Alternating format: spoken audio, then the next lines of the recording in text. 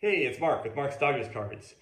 This video is coming to you from Virginia, just outside of DC. I'm out here for work for about a week, and so this weekend I was able to, my work trip coincided with when the Chantilly card show is, so I was able to make it out there this weekend and also meet up with a good friend in the hobby, Aaron from Value Vintage. He came down and we got to spend some time together. Just walking around looking at cards and picking up some stuff. It was a great time. Glad I was able to finally meet him in person.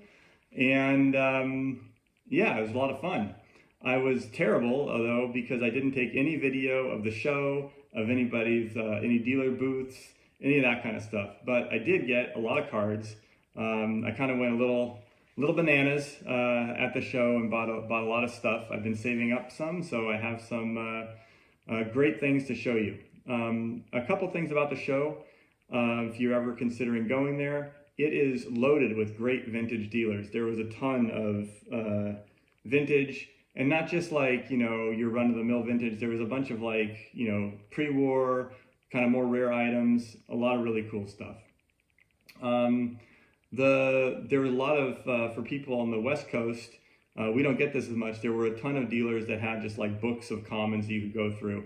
I will say that the prices on them, some of them were higher than you'd pay on eBay. So that was just my experience. I did buy a couple things. I spent a little bit too much on a few cards, but that was just something that I noticed that, you know, in general, there of course were exceptions. But I was able to find some really good stuff and I think get some decent deals. And also just add some new sets to my collection. I'm one card away from completing my entire Dodgers run from the 1979 to 1956. I need one card to fill out the 60s, a card, one of the rookie stars from 1963, not Pete Rose, I have that one, as you know if you follow this channel. I also completed my Curt Flood run at this show, and picked up some great Dodger Hall of Famers and added a new set to my, or new items from a new set to my collection. So without any further ado, I'm going to turn this camera around and show you what I got. All right, I said I added a new set to the collection. I actually added a couple new sets, examples to the collection. But here's what I got. I got all these from one dealer, and I forgot the names of the dealers that I got these from, so bad on me. But these ones I got for $100 for this stack of cards.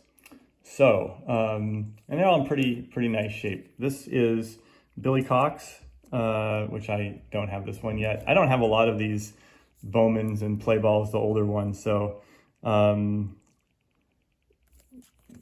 here. I also got one of his matchbooks. Then I got a whole bunch of these matchbooks, which I think are really cool. They've got these nice photographs on them. They're all in pretty decent shape. Like they're not like super beat up or creased through the sides.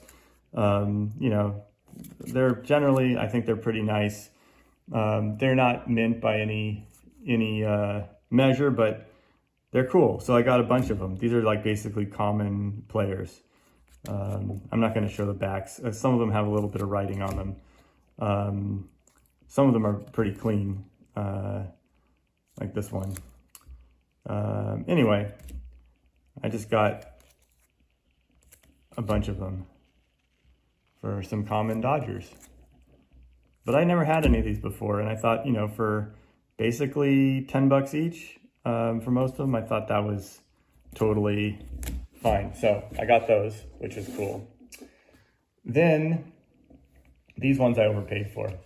I paid $90 for this lot, and is that right?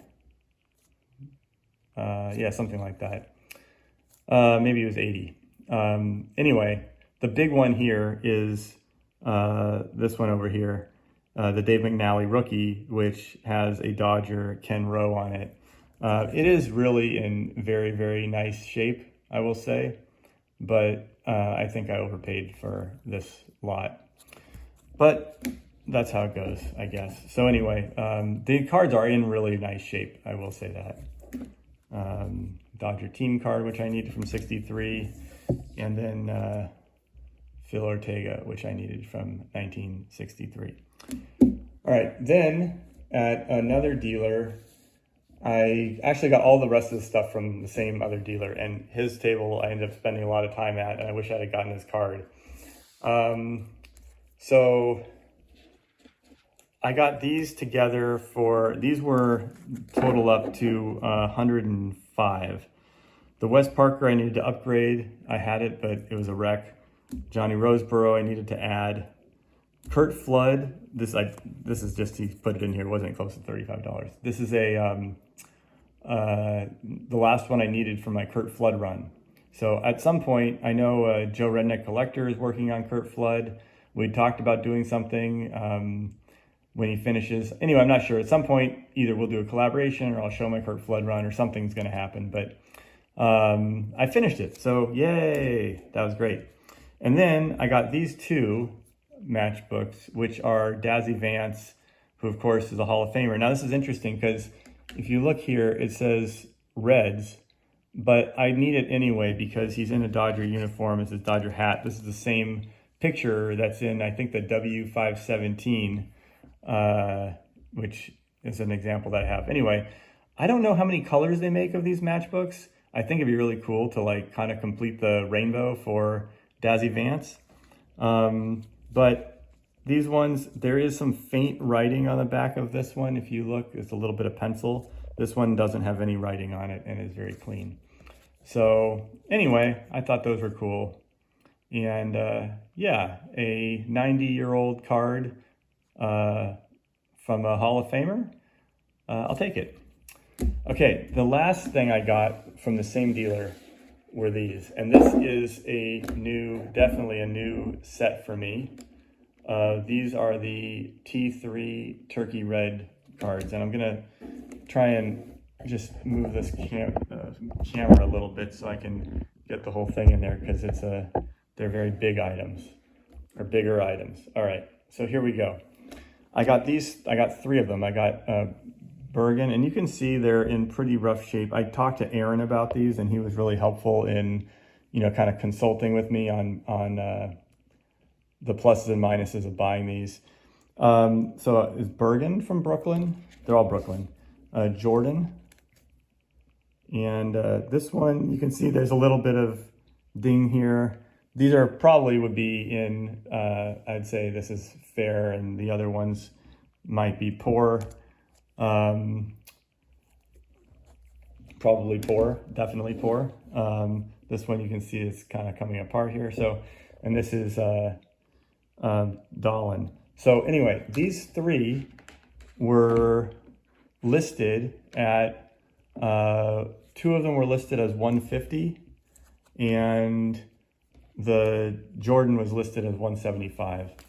And I got the three of them for $375, which is about 125 each. So I did some more research on these after, and I got back, and I think that's a pretty decent prices for these. I've never seen these in person. Well, I've seen them at like a show, but I've never like had one and held them like this. And they are beautiful. They're really, really nice.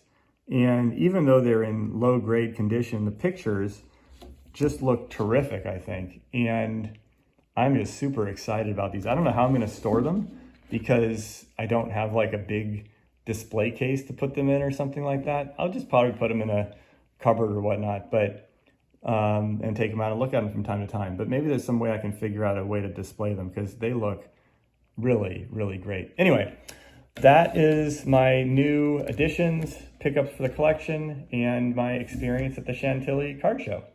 All right, thanks for watching.